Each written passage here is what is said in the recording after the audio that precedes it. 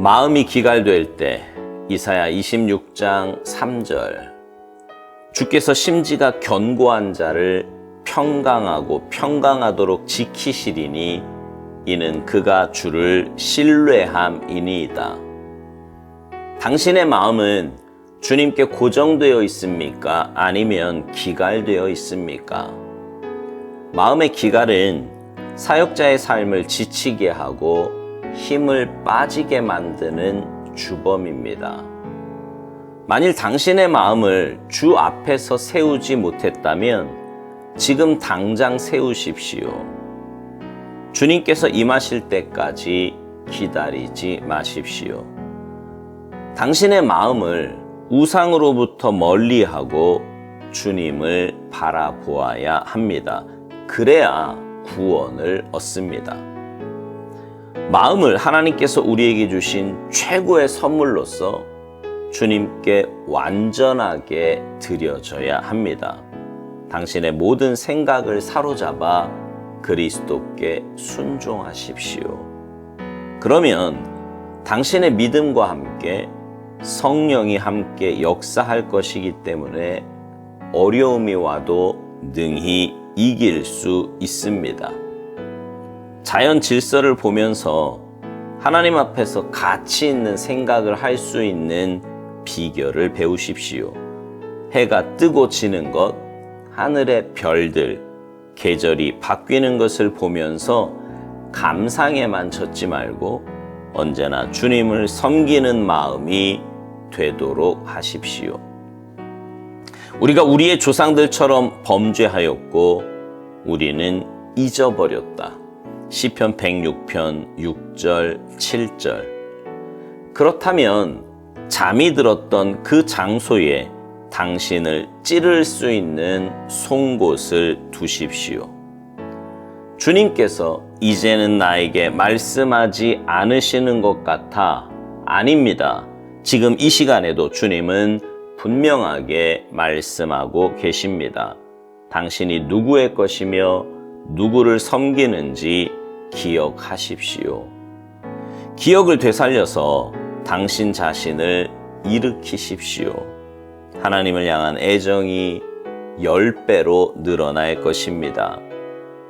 당신의 마음은 더 이상 기갈되지 않을 것이며 힘과 열정으로 넘치게 될 것입니다. 당신의 소망은 말로 표현할 수 없을 정도로 환하게 비칠 것입니다.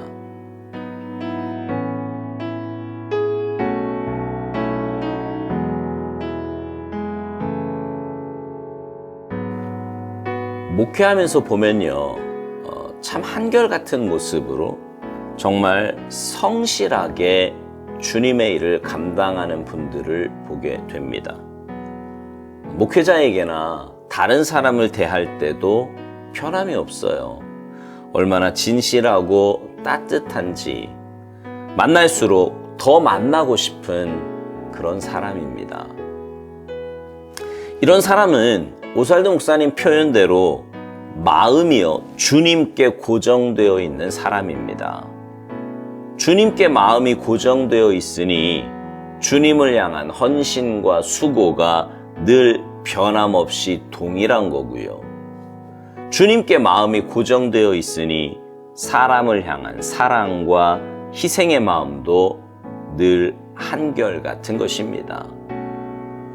오살도 목사님은 주님께 고정된 마음과 상반된 마음으로 마음의 기갈을 이야기합니다. 그리고 마음의 기갈은 사역자의 삶을 지치게 하고 힘을 빠지게 만드는 주범이라는 것입니다. 그렇지요. 우리는 모든 일을 주님께 하듯 해야 하는 주님의 일꾼들입니다. 교회 안에서뿐만 아니라 가정에서도 직장에서도 우리는 주님의 일을 하는 것이라고 제가 여러 번 말씀드렸어요. 그런데 주님의 일을 주님 주시는 힘과 은혜로 해야 하는데 엉뚱한 곳에 마음을 빼앗겨서 주님과 상관없는 삶을 살아가니 영적으로 지치고 힘들 수밖에 없는 거지요.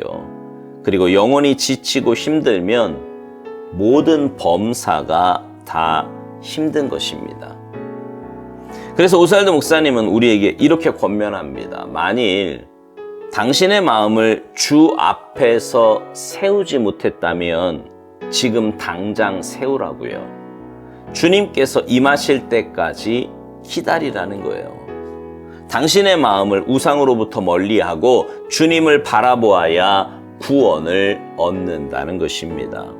어제 묵상에서 나눈 것처럼 우리 마음이 주님을 향하지 않으면 우상에게 향하게 되어 있습니다. 그러나 그것은 망하는 지름길입니다. 삶이 피폐해지고 사는 낙이 없어져요. 마음은 하나님께서 우리에게 주신 최고의 선물로서 주님께 완전히 드려져야 한다고 오스왈드 목사님은 말합니다. 그렇습니다. 마음을 지키는 것이 생명의 근원이고 마음의 즐거움이 양약입니다. 잠언서에서 계속 말씀하는 거잖아요. 신기하지 않습니까? 건강하게 잘 살던 사람이요, 마음이 무너지면 육신의 건강은 한순간에 무너지기도 합니다. 반대로 죽을 병에 걸린 사람도요, 마음을 잘 지켜서 그 병을 이겨내기도 합니다. 하나님께서 우리 마음을 그렇게 만드셨다는 것이 신기할 따름입니다. 그러니 그 마음을 내가 컨트롤하거나 내가 주장할 것이 아니라 주님께 온전히 드려야 합니다. 왜냐하면 나는 내 마음을 잘 지킬 힘이 없기 때문입니다. 그래서 오살드 목사님은 당신의 모든 생각을 사로잡아서 그리스도께 복종시키라고 권면합니다. 그러면 당신의 믿음과 함께 성령이 함께 역사할 것이기 때문에 어려움이 와도 능히 이길 수 있다고요. 마음과 생각을 주님께서 지켜주시면 삶의 고난이나 아픔은 문제가 아닙니다. 왜냐하면 그 어떤 문제도 주님보다 큰 문제는 없기 때문이에요. 주님이 마음과 생각을 지켜주시니 주님의 은혜가 가득 차 있는데 무엇이 문제이고 무엇이 걱정이겠습니까? 문제는 주님을 잊어버리고 멀리하는 데 있어요. 그래서 오살도 목사님은 우리에게 잠이 들었던 그 장소에 당신을 찌를 수 있는 송곳을 두라고 권면합니다. 주님께 향하지 않는 마음을 다잡을 수 있도록 하라는 거예요. 여러분, 우리는 올바른 정체성을 가지고 살아야 합니다. 기억하세요. 우리는 주님의 형상으로 지음받은 주님의 자녀들입니다. 주님을 위해 지음받았고 주님의 영광을 위해 살도록 창조되었습니다. 주님은 우리의 신랑 되시며 우리는 주님의 거룩한 신부입니다. 그런 우리가 주님이 아닌 다른 곳에 마음과 시선을 둔다면 그것은 분명 영적인 간음이고 그런 삶은 어둡고 답답한 삶을 살 수밖에 없습니다. 오스왈드 목사님은요, 우리에게 이런 권면을 해요. 당신이 누구의 것이며 누구를 섬기는지 기억하라고요. 기억을 되살려 당신 자신을 일으키라고 말합니다. 그러면 하나님을 향한 애정이 10배로 늘어날 거라고요. 당신의 마음은 더 이상 기갈되지 않을 것이며 힘과 열정으로 넘치게 될 거라는 거지요. 그러면서 당신의 소망은 말로 표현할 수 없을 정도로 환하게 비칠 것이라고 말하며 묵상을 맺습니다. 여러분, 영적인 존재가 영적인 삶을 살 때 가장 행복하다는 거 아십니까? 마음의 혼란도 답답함도 어두움도 이런 하찮은 것들이 찾아오는 이유는 지음받은 목적대로 살지 않기 때문입니다. 다시 말씀드리지만 우리는 하나님의 형상으로 지음받은 하나님의 자녀들입니다. 하나님의 영광을 위해 살 때 가장 잘 살 수 있고요. 하나님 뜻대로 살 때 가장 복된 삶을 살 수 있습니다. 내가 지금 그런 삶을 살고 있는지 아닌지를 알려면 내 삶의 모습을 보면 됩니다. 나는 한결같이 충성스럽게 맡겨주신 귀한 사명을 감당하고 있는가? 나와 만나는 사람들을 모두 주님께 대하듯 하고 있는가? 만약 그런 삶이 아니라면 여러분의 마음은 주님께 고정되어 있는 것이 아닙니다. 사랑하는 성도 여러분, 여러분의 정체성을 늘 기억하며 사시기 바랍니다. 그리고 주님께 여러분의 마음을 고정시키고 주님을 바라보며 살도록 애쓰시기 바라요. 그래서 주님 주시는 힘과 은혜로 믿음의 용사다운 삶을 사시기를 주님의 이름으로 축복합니다. 아멘.